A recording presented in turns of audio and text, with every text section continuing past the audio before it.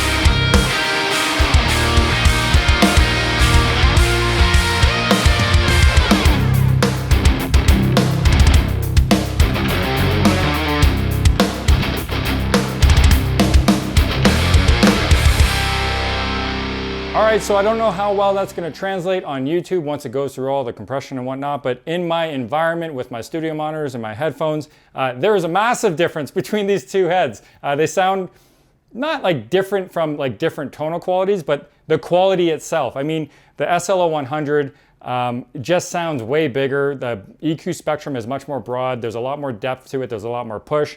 The saturation is a lot more pleasing. The SLO Mini, in comparison to the 100, just sounds squishy.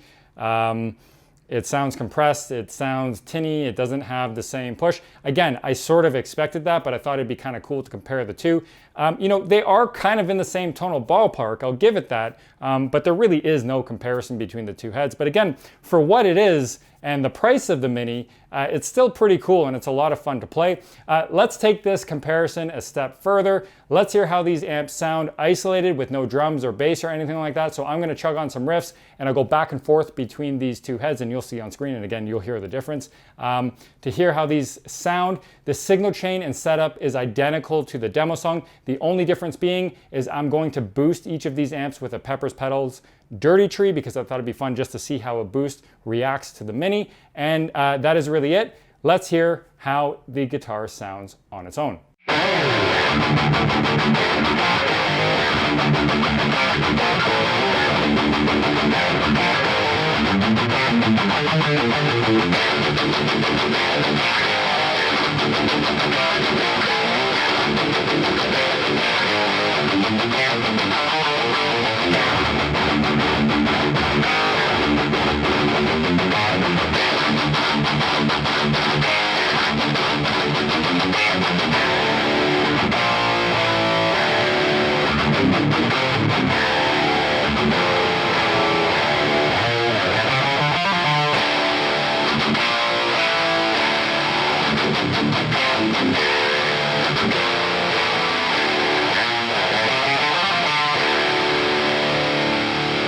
All right, if you're still here and you give a shit what I think, my verdict is the SLO Mini is a winner. Even though it doesn't sound nearly as good, it's not even really on the same playing field as the SLO 100, which again, is not unexpected. We kind of knew that was gonna happen, and I think I made that point in this video.